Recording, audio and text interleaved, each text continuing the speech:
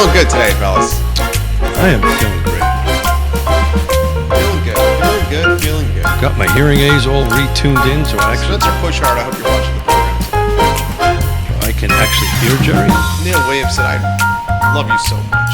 Olivia Branch, I feel the same as you. You know what? Good Wednesday morning. Welcome to Real Talk with Keith Smith. I am absolutely feeling on top of Carter's Mountain today, atop of Afton Mountain today, atop of Wendell Woods Mountain today. A great day to be alive. I'm surrounded by my friends, my brothers from different mothers here. Family, as you like to call them. Friends are the family you get to select.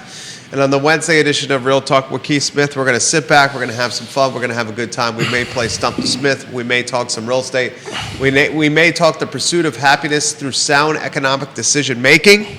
Huh? Judah Wickower is the Elmer's glue of the network. Every team needs a glue guy. Judah Wickower is our glue guy. He keeps us online, he keeps the show active, and I swear he's promised me he's going to get us active on Twitter for those that are asking right now. Keith Smith, the star of Real Talk with Keith Smith, one of the principals of Yes Realty Partners, a man who's been in the business since 1987. Reach out to me, reach out to Keith, reach out to Yonna if you want some perspective on how Keith and Yonna can navigate this thing we call closing and buying and selling real estate. You know, it's funny. You know, you always throw in this life thing, but life is really. I mean, I got my little plug that I do, or little thing that I say that we get to help somebody with one of the 3 essentials for a trip around the sun, which is shelter. The other 2 being housing, being food and clothing. So, you know, we get up every morning to go ahead and help folks do that, and we love what we do. We take it seriously. And, you know, but today is Stump the Chump. I want to have, or Stump the Smith. I wasn't supposed to say Stump the Chump, but I did anyway. But stump me, you know, ask me a question, anything. You know, there's certain rules we've been staying away from on the show, and I think we're going to start changing that a little bit and have a little bit more fun on Wednesdays on a bigger topic selection, and then focusing on, he's smiling, and focusing. Comments are coming in for Stump the Smith. There was a show on ESPN, Stump the Chump. So Stump the Chump. I think you're talking the Johnny Carson, Ed McMahon. No, right? I'm talking the Stump the Chump of. No, that show on ESPN was Stump the Schwab. Stump the Schwab, Stump the Chump. So Stump the Chump was a radio show put on by Click and Clack, the Tappet brothers. Okay. Right? This was Car Talk, and they used to have Smith, a this series. graphic is hilarious. They used to have a thing at the end of it where they would stump the chump. They used to stump the chumps, where you would call in and say, you know, my 1957 Chevy isn't starting and it's making this sound, and they had to diagnose it over the radio, and then they would come back at a future show and see if they got it right. But that was the premise of it. Instead of Chump, we're going to say it's Smith. Mrs. Smith preferred me not to call it Stump the Chump. She's my advocate. She's my everything. She's my world, and she says you got to stop talking bad about yourself. So we'll do it. Stump the Smith. So stump me. Ask me a question. I had one come in from earlier this morning, but see what you got. Johnson Village's finest, Heather Lamont Walker. Welcome to the show. Hey, Heather. Kelly Postel Jackson. Welcome to the program. Gary Palmer. Do not ask me, Sam. A real estate broker from town. Gary Palmer, James Watson, Katie Pearl. Welcome to the program. All right. So Stump the Smith. Are you ready? You got one? This is from the esteemed, the well-regarded, the man filled with pedigree and, is it pedigree? Pedigree and potpourri? Potpourri. I'm not sure what you're getting at. Potpourri. Woody Fincham. I even know that's not the right word. You can have some potpourri in your body. You ready for Woody Fincham? Yeah, that sounds. It's from Woody Fincham. Okay, Woody. He's got a riddle for us, Keith Smith. Are you ready for this one? Does it require writing? This is going to require you to figure out some. This is going to stump Smith. This is physics. Here is a riddle for Keith on his Stump the Smith segment today.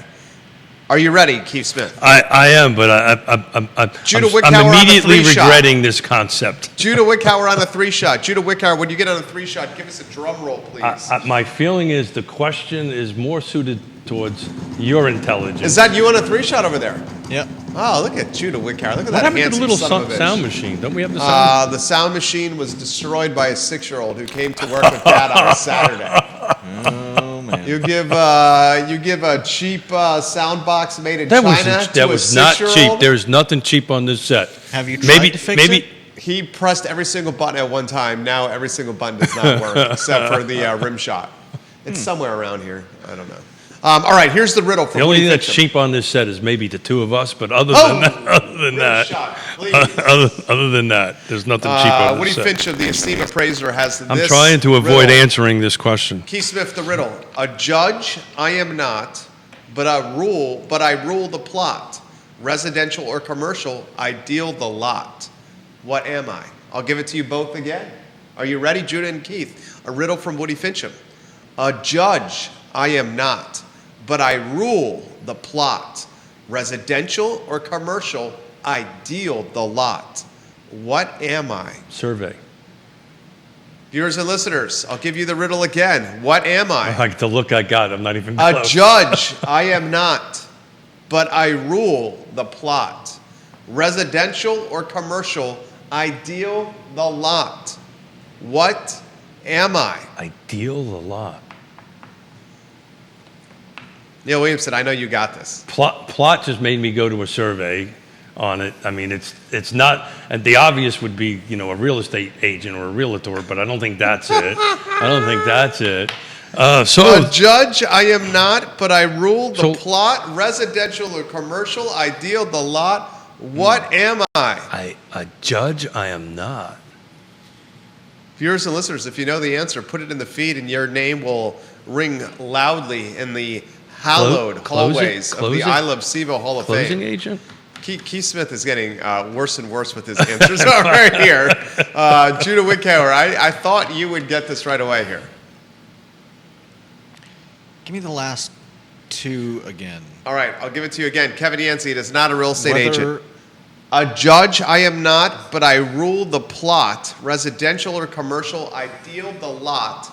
What am I? Give us a hint. I mean, come on. If I give you a hint, I'm going to give you the answer. Got it. I'm just trying to figure out the judge part.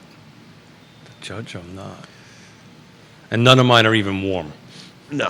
Not No, even warm. We've stumped the Smith on the first one. Yeah. Well, that didn't take much. The Smith So let's talk about real estate. The How's Smith has already been stumped. Viewers and listeners, any ideas? I'm like, got the stump grinder, came in, grind down the stump, and I'm like, Mustache Dan Pettit says, God, I love seeing Keith Smith squirm.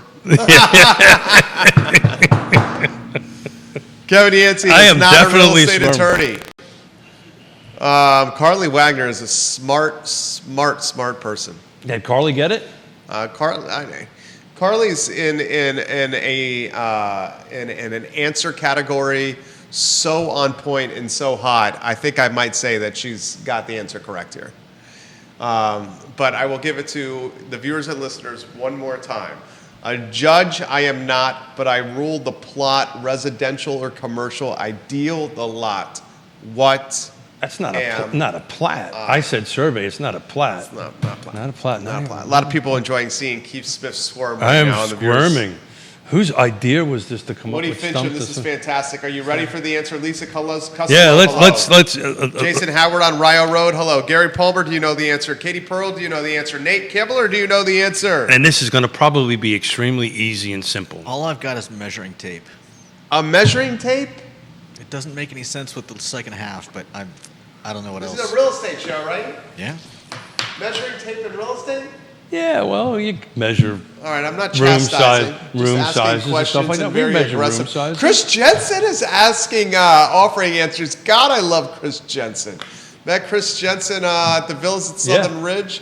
A lot of things in common, like poker, UVA sports, Cherry Jerry's, and hanging out all night long. Love Chris Jensen. Scott Thorpe, the commercial broker, says a tax assessor. That is a good guess, but no cigar. It's not an appraiser, is it? It's not an appraiser. Jesus. I mean, that would be too obvious. I really thought, I missed you too, Chris Jensen. We need to get Chris Jensen on this program. Sure, he's welcome right anytime. All right, Welcome I'm going to anytime. give the viewers and listeners the answer. I'm going to say Carly Wagner was correct on this. Okay. She says Kevin Higgins just is also correct. The answer we were looking for is zoning. Oh. Zoning. Carly Wagner said a zoning official. Kevin Higgins, the mayor of Greenwood, So read said zoning. that again with the answer. A judge, I am not. Okay. But I rule the plot. Yep. Residential or commercial, I deal the lot. What am I? Zoning. And we'll also accept a zoning official. Well, the zoning official technically doesn't Enforces zoning. No. A zoning official makes sure zoning is followed to the letter of zoning. Yes, that. I would give Carly Wagner Yeah, correct but answer. anything with zoning. Yeah, look at that zoning. Yeah. Look at that. Two people got that right. Kevin Higgins and Carly Wagner. So the first stump to Smith, fail.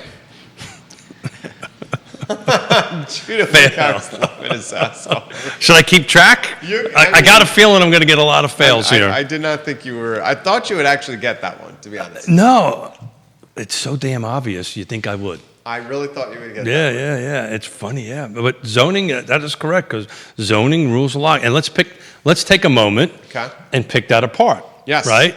So the first part of it in relationship to zoning, for the first part of it was again a judge. I'm not right.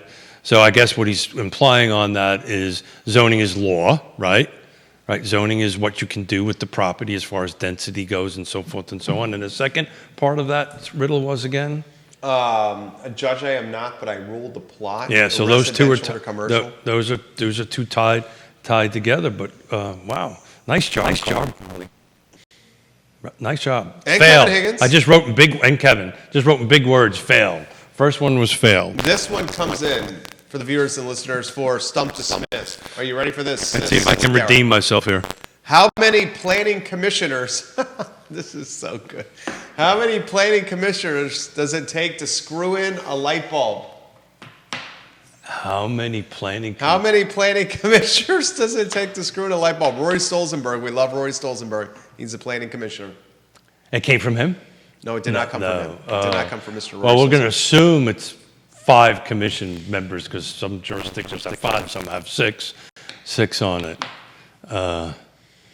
I'm not so. Well, yeah. Judah, do you have an answer? I'm going to get myself into trouble. What came into my mind at the first The answer, time. well, say it. Yeah, probably none. The answer is 6. Yeah. 4 to write an extensive study recommending a 3-way 100, 200, and 250 watt light bulb. 1 to write a newspaper press release praising the study, and 1 to put in a 10 watt light bulb instead. 6 right there. So who did that come from? Planning commissioner. That has come in from an unnamed Got viewer it. and listener Got that it. wants to zing our fellow planning commissioner. Yeah. Well, there you go. So Smith got 2 wrong. How about this one? How about we talk about the real estate market? I'm not doing so good right now. Carly Wagner says, answer does not exist. They are planners, not doers. This one from Kevin Yancey. Every group needs a bear. We got a bear. Every group needs a bear. Kevin Yancey, 3 weeks consecutively. But he is a handsome bear. 3 weeks consecutively, different finance gurus are shadowing another bubble forming and bursting. Stump the Smith. Yeah. Is there a bubble and a burst for real estate in the Central Virginia market? Yeah, so define, if you don't mind, Kevin, that's a pretty big, broad question. Is the real estate market in itself going to implode in the future, like 2007, 2008, 2009? Flat out, the answer is no. But we've been talking about this on the show. This one I can get. We'll put that in a pass column. You can take a look at it. We did this on Friday's show. The overall car footprints for 6 months of volume of sales is equal to 2016. You have that graph, I think, from Friday's show. Do you not, Judah? Let's see. I think he does. And which one was it? Comparison of total homes sold and median sales yeah, price? so it's a line chart. Comparison of new construction. That's new construction. No, it would be the slide number 1 for that particular day, not slide number 2. This would be the one that was before. Put it on screen for the viewers and listeners. Well, I think that's a new construction one, but the one before that is I can say Total homes sold, median That's the sales one. prices. That's the one. Bingo. Yeah. So, but price has gone up 70%, right? But if you take a deeper dive into that, and next month we're going to do a Lake Monticello focused show. We are. Got a couple of agents coming in that Who do you have? We're going to talk. Well, we got a couple of excellent team members for Yes, Realty partners, and we always love having Maggie Gunnels on. Maggie Gunnels, yes, Maggie we do. Gunnels on, but Maggie, the Gunnels group. We're trying to work out a schedule. But you can take a look at that same 6 months. Thanks, Judah, for putting that up. For the same 6 months, Lake Monticello has actually gone down in value. Not much, a couple of grand. County on the whole of Flavanna County is flat. So when you do the median across the board for the whole county, but Lake Monticello has actually gone down a little bit in dollar value the first 6 months of 24 versus this first 6 months. And if I can take a few minutes while you're talking, I can tell you the exact numbers. But so that's really the only jurisdiction that go down. So to Kevin's point, and my hearing aids are ringing from a phone call. Put them on. You got that graph on screen, James. But to Kevin's point, I think you're going to find certain localities, let's call it softer. Let's call it more balanced. I will never call it a bubble. Now, the only bubble out there, let's call it, is the commercial. That's the bubble. There is a big... Locally? No, this is nationwide. Okay. Right. So nationwide, you're looking at some possible implosions on the commercial side because of the resets on the commercial loans. They usually reset 5, 7, 10 years, depending upon the loan that you have on it. But you could see that be impacted. But certain markets will do really good. I mean, certain markets are I'm going to humming. straight up say it. There's no bubble in Central Virginia. There's no bubble bursting in Central Virginia, ladies and gentlemen. No, I'm but going to tell you right now what's going to happen. But- this comes out on CNBC this morning. Mortgage refinance demand just jumped to a 2-year high this morning. I'm refining my house to build an apartment for my parents. Mortgage refinance demand is at a 2-year We're in that- high. we're in that Rates pool. are now dropping. The average contract interest rate for a 30-year fixed rate mortgage with conforming loan balance $766,550 or less is now at 6.87%. And once we get past this election, and once we get some clarity of who is in the White House, and once we get behind or beyond the bonanza of this zoo that we're currently in, this political zoo that we're in, folks are going to get back to doing what they call life. And as rates drop, more buyers will jump into the pool, more houses will trade, more multiple offer situations will exist, and when more buyers and multiple offer situations exist, prices are going to go up because demand is here. We haven't seen the impact of so many exterior or outside forces on this market. So many are about to hit. It's going to be a catalyst of demand. I think the where always matters. I think the where, if everybody thinks, okay, let's say we get magically to 5 or 5.5, whatever happens, that we're going to be back to the unicorn years. And I don't know if we had an opportunity to show that slide. He showed it. Got it. So if you can put that slide back on, you take a look at the sales volume in 2021. I'm going from memory. I don't have it in front of me. I got it right in front of me. 2021 is the spike. Yep, right? 2,524 units sold in the bar footprint. And if the reason I like that chart, if you take a look at that, you could just see the way it spiked up. 2021 started not necessarily spiked down, but it's a slow roll down in volume. I don't think we're going to get to 2021 numbers, Keith, but I would not be surprised if we start flirting with 2018 numbers. Okay, we're talking volume of sales or sales price? Units sold. I think Units sold. I got a bet going on with Yonna Ooh. that I think you're going to see. I think the third quarter of this year is going to be very slow. I think the volume. third quarter of this year is going to be extremely slow. Yeah. So People are going to be consumed with the election. So I think when we take a look at first 3 quarters versus first 3 quarters going back to 16, I think you're going to see that number lower by 16. I would not need be to talk about surprised if why the I'm using fourth 16. quarter of this year is going to be very slow. There's a reason why I'm using 2016, and it's Okay. a technical reason. Tell us the reason. Because that 14-15 car switched its MLS programs. Okay? when you start going back below 16, the data is not very good. So we're using 16 as the database. It just happened to match this first half, but when I start looking at 15 and 14 numbers, right, they're not reliable at all. 16 is when the new Paragon system kind of got involved in it. It started getting a lot better. You know, it was always good, but it was more efficient. So that's the reason I picked 16 going forward. I think you're going to see at the end of this year that we're going to be below 16's volume. And that's a bet I've got going on with Yonna. Because, look, let's face it, I agree with you. I think election's going to happen. It does this every election cycle. You can go back and Google it and research it.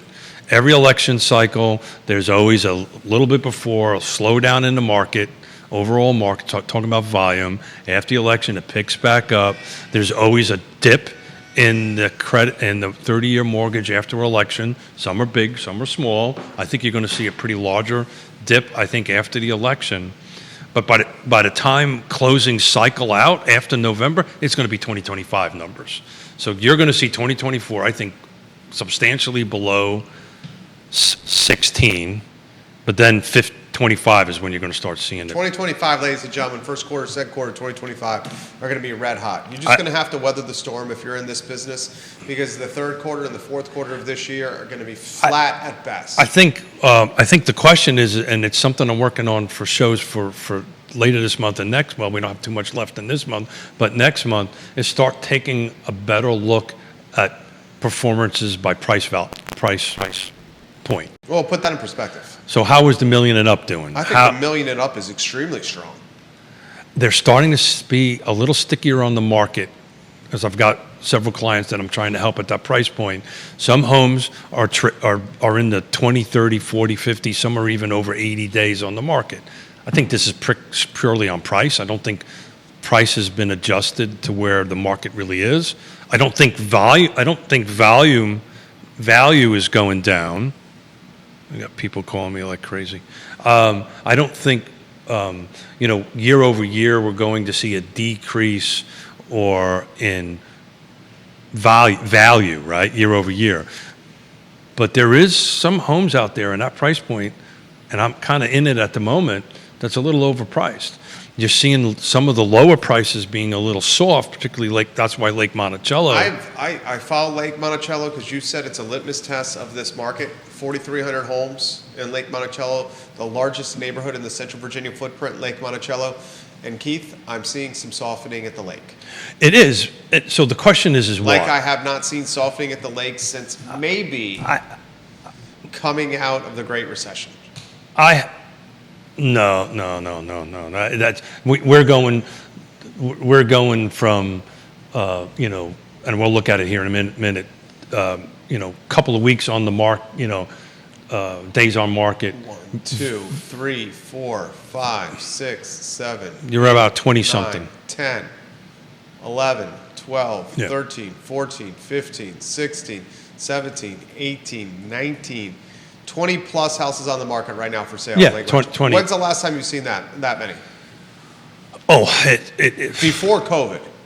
Yeah. So Before the pandemic. Yeah. So it used to be for a very long period of time, You'd have decades of time, that the kind of standard amount of homes that were on the market, which was considered healthy out there, was roughly 40, which is 1% of the total volume of homes. This is the reason I use this as a litmus test. Now, you've seen things go, 100 plus homes. You've seen homes down in single digits there for a while. But right now, 20 is less than a half a percentage point of the total number of units at Lake Monticello. It looks big because we've been at 6 and 8 and 10. single digits for years. Yeah. Single digits Correct. for years. So we're at double. I'll ask you this question. The question is the price softening? You have multiple homes in Lake Monticello that are priced currently with a 2 in front of it. Well, we just sold our land. 275, a 299. Yeah, so you've got to take a look at where they are within, like anything else. Where's the location? We've got the price you're talking about. What's the features? What's the condition? Does the home need any help? I can tell you we've had clients at that price point out there that would look at certain homes at that price point that walked away from it because it needs too much work, right? And at 6% or 7% or whatever we are right now, people just are not prepared to do that, right? So if you're looking at homes that are really good turnkey, ready to walk in, I don't have to do too much to the home, new HVAC, new roof, these kind of things, you're really in the threes. You're really in the low threes, upper threes. But we're going to take a look at real quick what has sold in Lake Monticello in 2020. Questions coming in for you. Sure, go ahead. I'll do. You read them while I write some numbers down. Bill McChesney, thank you for watching the program. The mayor of Greenwood's got a comment that we're going to get to here in a matter of moments. In fact, why don't we get to the mayor of Greenwood's comment here? What is the oldest standing home in Albemarle County? Judah Wickhauer, that's a question for you. That's a Stump the Smith question. I have an idea of what this is, but this is not Stump the Miller. This is Stump the Smith. Well, I'm gonna deflect this to you guys. Is it residential? Yeah, oldest standing home, he says. I'm crunching numbers, so I'm going to let you oldest answer standing that. home in Albemarle County. I'm going to let you do that. I'm crunching numbers, guys. Judah, you want to touch on that one at all? I'm thinking. Oldest standing home in Albemarle County. Any viewer and listener have that answer? It's not the president's of UVA's home, is it? No. No. I'm crunching numbers here. Cars Hill? Judah Wickhauer, oldest standing house in Albemarle County. Damn. Anybody, viewers and listeners, that's a challenging question. CVille Weekly did do an article about this. That's the only reason I know about this, because I remember the CVille Weekly article. All righty, let us know, sir. The answer is, if memory serves, and Kevin Higgins, correct me if I'm wrong, is it Findowry? Findowry is the oldest standing home, if memory serves correct. On some serious acreage, Findowry, the oldest standing home in Albemarle County. I believe it's Findowry in Keswick. What is the answer? Kevin Higgins. Let us know if you could, please. Keith Smith, you're crunching Lake Monticello. I am. So I just got to work on percentages real quickly. 2024. 1733, it is Findowry. So 1733. Unbelievable. Yeah, wow. So hang on 1 second, Jerry. Give me 1 minute, folks. Let me make sure I get my percentages right here. And I know exactly, because this is... Lake Monticello number crunching. This is actually rather interesting. What do you got? Okay, so first half of Lake Monticello, 2024. So I'm not counting the first 17 days of July. This is January 1 through June 30th, 2024. There was 99 sales. These are closed units, right? 8 days were the DOM, days on market. Median sales price was $328. 2023, same time period, 110 sold, so really not that much less. I mean, it's pretty comparable. It's pretty close. 5 days on market, so we're a little bit more longer in the tooth on the market. These are median days on market, but the sale price was $340. That's a 3.60%, and I needed to double check the math before I spit it out there. So we now have a drop of 3.6% year over year between last year to this year. Lake Monticello, now if we go ahead and take a look at different jurisdictions, they were all having positive increases. This is the only one that I know of that's been decreased. So it's a bit of a litmus test, and the question is why, right? Why is that 328 or 330 to 340 difference, and why is that price point slow down a little bit? And I think it is because of the cost of money. I think it's the cost of money. As you're saying, that's an entry point. That is the first-time home buyer. As the interest rate goes up, the cost to purchase. I really think that's what it is. I think it's the first-time home buyer is struggling, and the reason I know that, I think I know that anyway. So we just put the land trust project at Lake Monticello under contract this weekend. To those who are not familiar with it, think about a little bit of it like as a condominium where the land trust owns the land and we sell the improvements. The appraised value on it is $350. We sold it for $250, so it's $100,000 less. Totally renovated, new roof, new HVAC, new paint, new cap, everything's new in it.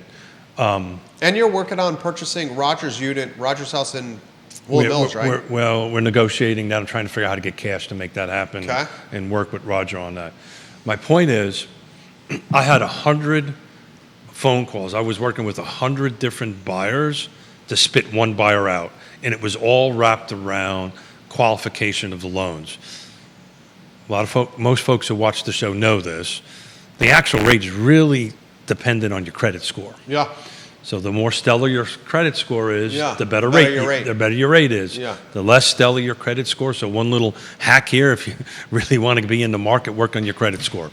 But so it was razor thin to get folks to qualify for that. So that real number as to be effective on affordable housing is 225. Which we couldn't go to because we put so much work and money in it. And that 250 sale, by the way, is costing the land trust $75,000 subsidy to make that sale happen at 250. So I think the reason it's a little soft there is interest rate. To your point, I think once interest rate drops a little bit, we'll have this conversation about Lake Monticello at the end of the year or the beginning of the first quarter. It's going to be a bonanza. You're going to see a huge spike. Right now, it's a little soft, and other real estate agents or loan officers out there, tell me I'm wrong, and why you think that is, because all the other jurisdictions have climbed, or other locations we looked at. That's the only one that went backwards. What do you make of the storyline that's been percolating that we've covered? I thought quite well. I thought Judah Whitcower covered this extremely well with the Carlton Avenue trailer park. You follow that one? I am following that. I've got to stay away from that. $7 million acquisition price. Habitat for Humanity now trying to come in to save the day. I've got to stay out of that because of the land trust chairman's hat I'm wearing. Okay. So there is some behind the scenes, to your point, with Habitat and others. We'll just call it others. Okay. That are trying to do that. The chance of it happening. I mean, Dan Rosenswag characterized it in a recent CVille Tomorrow article as challenging and difficult. I'll be more direct. It's a snowball's chance in hell. Of getting $7 million plus dollars. Yeah. They're going to have to get more than $7 million. Yeah, well, negotiations aren't all about money, but yeah, that's a huge nut to come up with to make it happen. It's why we talked about with Greg Slater and Dave Norris on Friday about creating a strike fund. If we had a $10-20 million strike fund, which frankly blows my mind, and probably we're sitting in one of the most wealthiest parts of the country, that I can't raise that amount of money quickly. If we had a strike fund, we could walk in there and buy it and do it. We don't. So it becomes a struggle. That's the struggle. It's all about. So you see the park going the way of the free market then? Well, I wouldn't say way of the $7 million acquisition. I wouldn't say Habitat and the Land Trust and others is not part of the free market. We're trying to buy it. We just don't have the capital to buy it. So okay, I'll change it. My tune. You see it going the way of the $7 million offer. Yeah, I mean there's by the unknown purchaser. Yeah, so. That conversation and it actually happening on the back end of it, going through the whole approval processes and so forth and so on, is a bigger lift. But yeah, I mean, there's an opportunity there. If the buyers got the capital to do this and willing to spend the money to go through the process, that's how this system works. Yeah. Us nonprofit, I'm only speaking this as a chair of the Land Trust. We'd love the opportunity to do it. We just don't have the working capital. Does a $7 million acquisition of a mobile home park generally mean it will not be a mobile home park? I think that's an obvious question. Just, yeah. Nobody's spending $7 million on a piece of property to keep it the way it is. And I'm sure. Clear that up. I am sure we have no information about the who, what, when, and where in the negotiation, but I know this world. I am sure somebody is not stroking a $7 million check until they can get a plan approved to whatever their development plan is. So that transaction, unless it's somebody with $7 million that needs to do a 1031 exchange, but people that are doing this from a development perspective are not going to spend that money because it's only worth that money if they can develop it the way they want to develop, whatever that means, whatever their development plan is. So there's a long roll down between this conversation, it's actually closing and happening. So we're talking years in the pipeline. But I will tell you, certain nonprofits, it's going to be extremely difficult to do that because you're going to have to show up at or better deal. And that means you need a lot of cash to do that. We'll follow that one very closely. Yeah. I think, if people think that's going to close. You made the very good point of the zoning change making this park way more appealing to an investor. You still got to go through the process, right? And that's my point, right? Correct. And so we don't even know, shout out to Roger, right? The city doesn't even know how this process is going to vet out. So I would suspect if Jerry picked up the phone and says, I want to buy this development, the answer is going to be, okay, great, let's put a contract on it with a pretty lengthy study period and a pretty lengthy condition of closing that I get this site plan approved to do whatever, X, Y, and Z. Then I'll close on the $7 million. That's how that usually goes. Any development track, unless somebody needs to park cash because of a 1031 exchange is usually how it goes. This question's come in for you. How does he characterize the market right now? So that's what I was trying to say earlier. We're not Formica or 6 acres in that park, Carly Wagner. Yeah, we are. Yes, Realty Partners are doing wonderful. You guys are humming. We're are busy. We're doing wonderful. That being said, if you take a look at the market on a whole, I think the volume is soft. Right, compared to what it was. I think you're going to see by the end of the third quarter, which we're kind of 17 days into it, a decrease in sales, a volume in sales. There's a lot of people hurry up and waiting, and then it's going to go from United States Marine Corps, hurry up and wait to hurry up and get it done. And I think the election, I may be wrong, but I think the election will be the big catalyst on that. I think there's just everybody's waiting to see what happens. Did you give any perspective on what happened over the weekend? Can I give some perspective? Did you? I have not given any perspective. Do you want to stay away from that? I come from a different perspective. Unless you've been shot at or shot, I'm going to leave I've been in both camps. Okay. I'm going to leave it alone. And I've personally guarded people where my ring of protection was me and 6 inches to the person I was guarding. So, but yeah, the perspective is it's a pretty sad state of affairs that our country's gotten to this point. That being said, I don't think talking heads should be giving their perspective on something unless they've been shot out or shot. 6 acres on that, Carly Wagner, and Deep Throat gave us this insight. In terms of number of units on that trailer park, you could slice the 6 acres in nearly 50 lots and do less than 10 units per lot and have 0 affordable housing requirements on that 6 acres. Yeah. The new zoning, he says, is absolute nonsense. Yeah, well, so do the math on that. So let's try. Who said this now? Deep Throat. Yeah. So let's do that. He follows this like the Pope knows holy water. Yeah. He knows it better than I would say a lot of folks inside City Hall. Oh, there's no doubt. Yeah, they'll. To their credit, they'll admit it. 6 acres, slice into 50 lots, 10 units per lot, and you don't have the affordable housing requirement.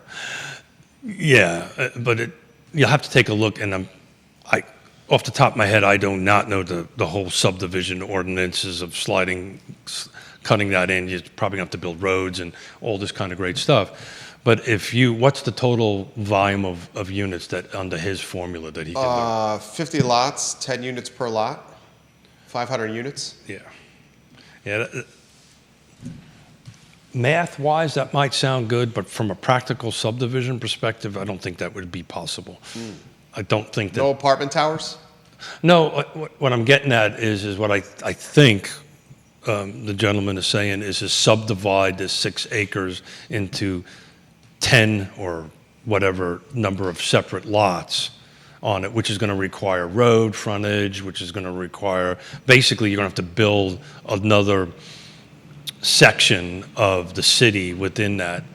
And that's just going to be super expensive. The frustrating aspect of this is it's the most, as Judah highlighted, one of the most vulnerable portions. 100%.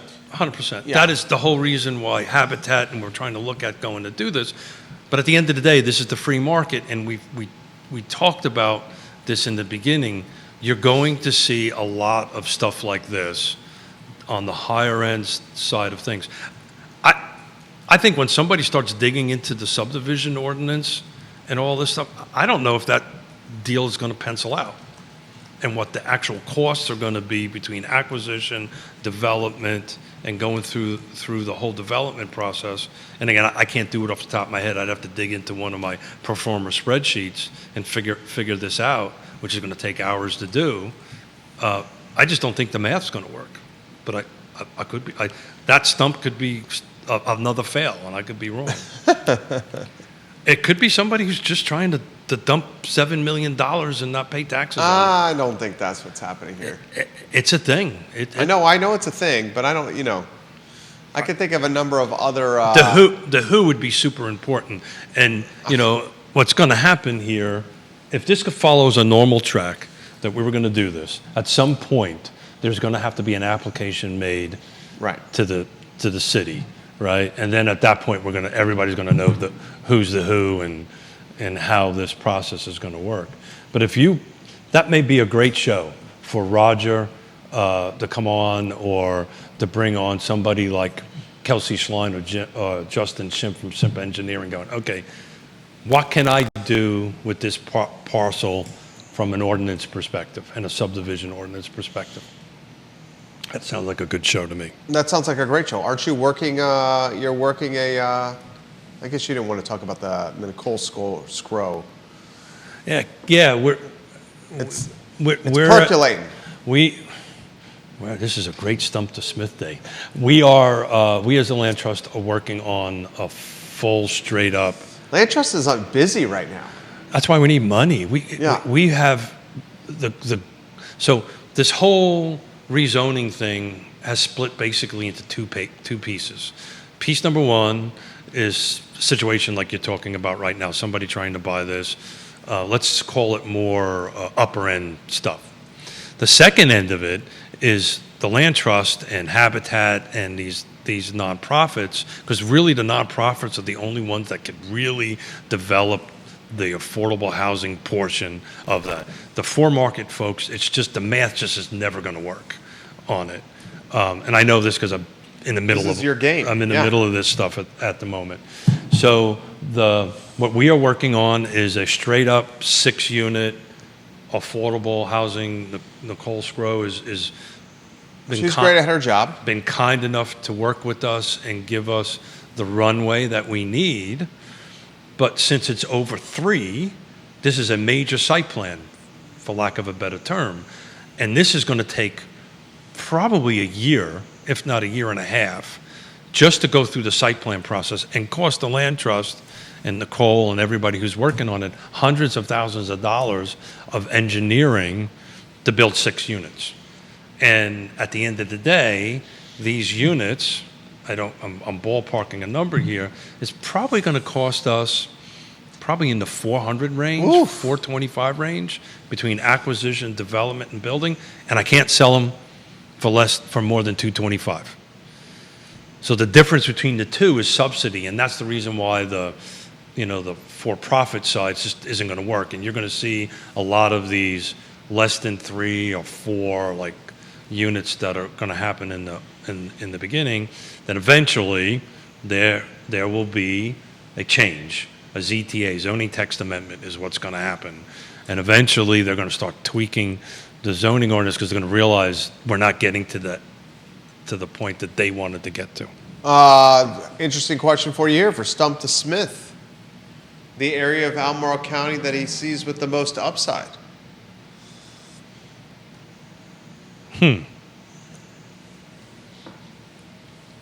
Upside for new construction or upside for just a general real estate? How about both? I knew you were going to do that. You're on point today, Keith Yeah, Smith. new construction. I think you're going to start seeing the outer rings. I don't think you're going to see too much happening within the growth area or the urban ring. It's just, we've talked about this before. There just isn't that much left, even though people think there is, but there isn't, unless they start looking at stuff like converting the commercial into residential. There's just not that much left that you can actually do something with. So you're going to start seeing some of the stuff in the outer ring. UVA is about working on 1,200, 1,400 units at North Point. So you're going to see a lot of that happen over there. I think you're going to start seeing some more percolation around the Crozet as far as new construction goes. I think on price point, this UVA, let's call it Boar's Head to Crozet, you're going to start seeing numbers climbing there. A lot of people seem to want to be there. But, it's kind of an overall picture of Albemarle County that it really depends on the individual section. So if something would pop up in Mill Creek that's priced right, it's going to sell like that. So I hope I did a somewhat decent job. I think you did a great job of right there. answering What'd you that. make of the Dave Norris efforts with the Car Foundation? I thought that interview was fantastic. The Real Talk on Friday was Yeah. So I love Dave to death, and anything, you do. but Both do. 100%. So what they need to do, and we talked about that, is everything's going to revolve around this strike fund, right? Everything's going to revolve around how much cash we can raise so that we can make an impact on it. And again, back to the Lake Monticello thing, right? There's $75,000 of subsidy required to make a $250,000 sales. And that number's probably going to go up, right? So you're looking between $75,000 to $100,000 outside of the urban ring in Charlottesville to kind of make an affordable housing unit work. In here, we just talked about it. You're looking at hundreds of thousands of dollars of subsidy. So if we're doing this land trust project of 6 units, so we're looking at $1.2 million minimum in subsidy to sell 6 $225,000 units. That's the struggle. That's the problem that we can go. And Dave will do a great job. He's the right man for the job. How do you raise genuine question from yours truly here. How do you guys raise that kind of money? I wish I knew the answer to that. I will tell you, it's frustrating for me. I've been fighting this fight for a long time, and it's frustrating for me that I can't. We've proved through the land trust, not to make this about the land trust, but we've proved that particular mousetrap works. We've got what's called your POP, proof of performance. We have multiple units to do that, but it's a fight and a struggle per unit. When you go ahead and take a look at Maggie Walker Land Trust in Richmond, in one day they raised $5 million. Who's making those donations? Well, that happened to be the big corporations. That's what happened. The big corporations, the Reynolds and all that fun stuff that's out there, wrote these big checks. I'm probably going to get myself into trouble here. I haven't done that yet today, have I? No, you've done a phenomenal job. Show's been excellent. I've screwed up a bunch. It's been a host's dream having you here. You're on point. I screwed up a bunch. It's been a long time since it's been a one-on-one show. I miss them. I love it. I cannot so tell easy. I cannot tell you how much I miss Same. this.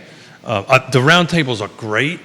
They're informational out. But I just have fun doing it. Same, my friend. And apparently I have some sort of issue about making in front of myself and making myself look like a fool, which I do a really good job. You do a great job. I do a great job. But you do it intentionally. Oh, really? It does it intentionally. The affability. We're gonna go with that. The affability aspect. We're gonna go with that. We're gonna go with that. I'm not as dumb as a rock. He does it intentionally. I think we all know that. Yeah. I do it for what is the sake of a talk show? Yeah, and for the affability piece. But I'm gonna get myself into trouble. Okay. Thank you for reeling back my ADD. Now I remember what I wanted to say. We're in a nonprofit capital of the That's what world, I'm saying. That's right? exactly right. You have so much competition And in if that space. you spit, You're going to hit one. look, I actually thought building, developing real estate was a competitive business. It ain't nothing compared to this nonprofit world. It is insane how competitive everybody is for the same dollar. And the struggle is with the donor. So we don't have the big corporate entities that Richmond has that can stroke $1 million, $2 million checks, right? They do this because it impacts their bottom line, their tax. And I get all that. We don't really have that here, right? Our big employer is UVA. Well, that's a government entity, right, at the end of the day, or state entity at the end of the day. Even though I think it's probably one of the best run 500 corporations in the country. But anyway, we'll leave that one alone. But they know what they're doing. They are the most corporate entity that I've ever seen or been around in. So we don't have that. So now we have the donor class, right? And the problem is Jerry's trying to hit you up for X dollars. I'm trying to hit you up. Judah, all these folks are trying to hit you up. And what they do, and God bless them, and thank you for what they do, they give everybody a little bit. Well, the problem is they don't help anybody out. To order, and I'm telling you, in order to be impactful in the affordable housing space, all the zoning ordinances, all that stuff is great stuff. They're tools. But if you don't have multi millions of dollars not making moves of subsidy, this is grant money. This is money that I don't have to pay back, right, to do it. And what makes the land trust special, just to get this out there, so the $75,000 we're going to do for Lake Monticello, that one house will be forever affordable as it goes through time. Right? There's a 90-year lease that reboots another 90 years. That's 70. I think the counselors know this. Absolutely, they do. Yeah. But I had a discussion with my executive director for the land trust, and I think he's fine, great guy, but I think he's finally got it. You can't count on government money to do this. You need to reach out to the donor class. You need to reach out to the private sector and do that because, look, let's face it. The amount of money that's going to come from the government, from local, state, and federal government, has been decreasing. It will continue to decrease on it. Everybody's trying to tie into it. And my argument to my board and to my executive directors, why are we chasing that for? Forget about that. Let's chase private money, right? Jerry, do you want to make a difference in housing? Yes, great. How much money can you get? Because we can do it, and this is how we can do it. And your $75,000 that you would give to help a house in Lake Monticello, well, I'll never, ever, ever, until I'm dead, come back and ask you for more money for that house. Because that house, that $75,000 will give forever. You can make a difference in one family's life at the tune of $75,000. Our account number is. It was persuasive right there. Well, it's true. I know it is. I'm not speaking anything that's not the truth, right? And so it blows my mind. If you really, really want to help and you've got the capital to do it, reach out. We can do this. We can make a difference in multiple generations' lives. Not just one, but multiple generations' lives. And as an example, we just recently resold a land trust home. $225,000 was this particular buyer. We sold it for $250,000.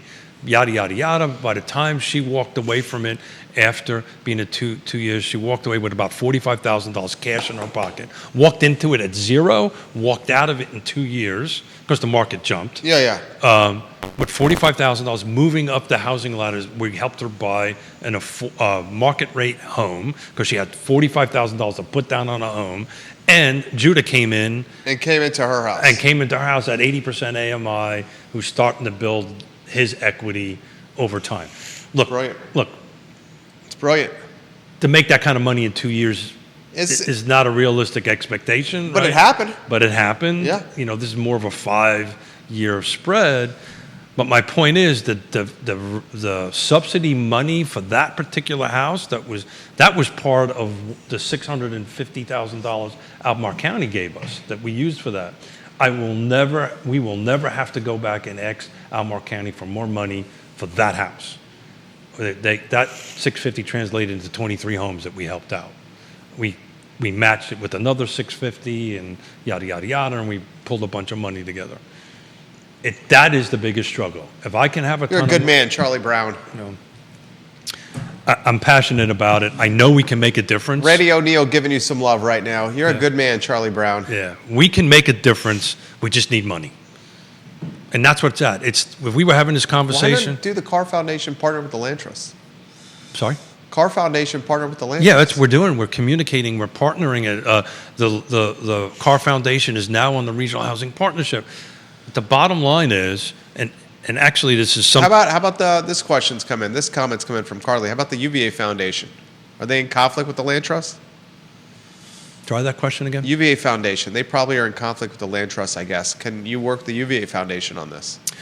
Well, you can. This is really what's happening with the, and a shout out to Neil. I think somewhere in the beginning of August, he's having the Car Foundation, the UVA Foundation and the UVA Affordable Housing Program come to talk to Car. So you should attend that. You're going to get some good knowledge there.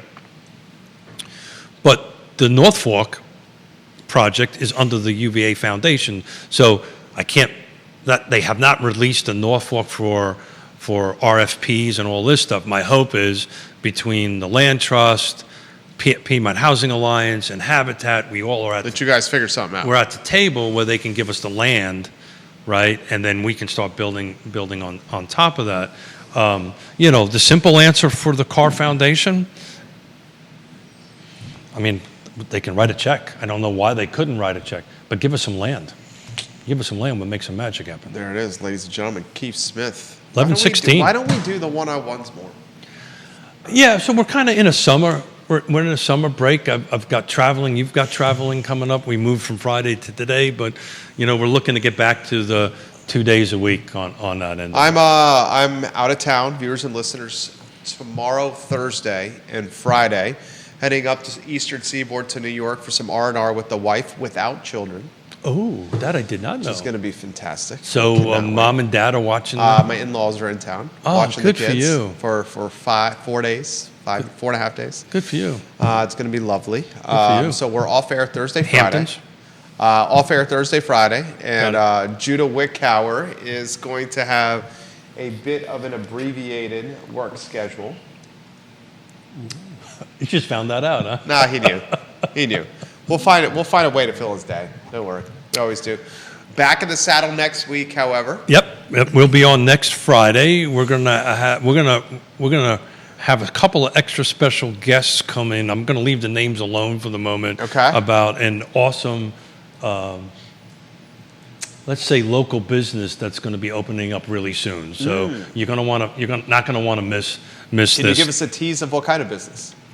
If you like to eat and drink, you're gonna okay. really love Okay. this little. Might be piece. a little breaking news on Real Talk with Keith Smith. It'll be not this Friday, but the following Friday. A week from this coming Friday, on that end of it. So we're really excited about it.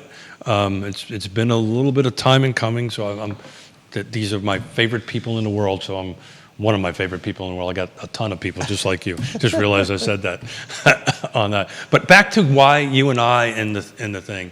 Look, we're working on a kind of a new schedule for the fall and moving through the year. So I'm excited about that. But the feedback we get from roundtables, They're great. it's really awesome.